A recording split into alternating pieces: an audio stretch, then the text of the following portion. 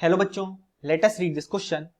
This question says molar ratio in a mixture of water and absolute alcohol is 0.2. The mole fraction ratio of alcohol and water is.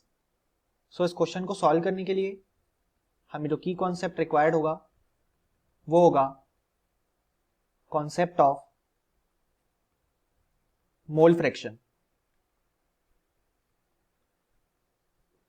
सो हमारे mixture में दो components दिए गए हैं, water जिसको अब हम ए से डिनोट करेंगे और एल्कोहल या बेसिकली एब्सोल्यूट एल्कोहल जिसको अब हम आगे सॉल्यूशन के लिए बी से डिनोट करेंगे.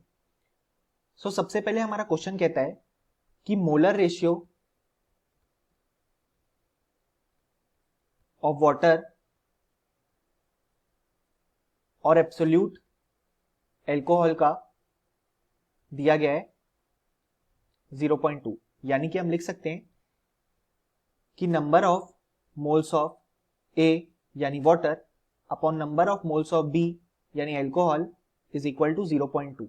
यानी कि हमें ये इंफॉर्मेशन गिवन है. अब हमें जानना है mole fraction ratio of alcohol and water. यानी कि हमें जानना है mole fraction of B upon mole fraction of A का रेशियो, क्योंकि हमने एल्कोहल को बी से डिनोट किया है और वाटर को ए से.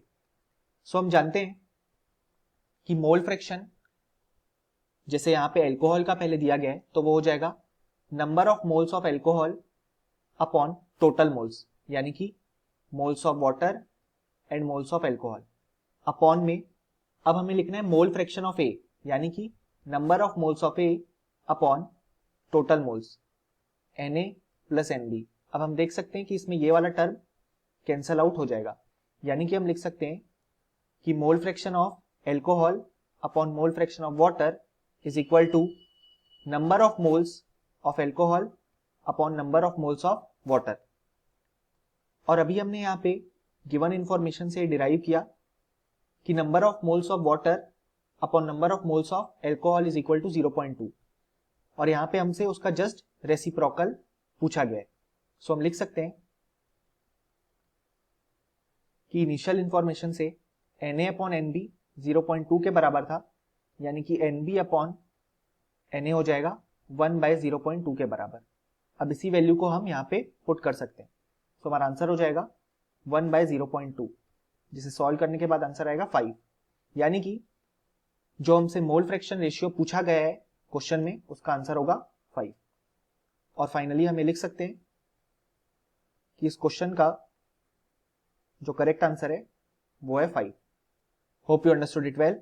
Best of luck.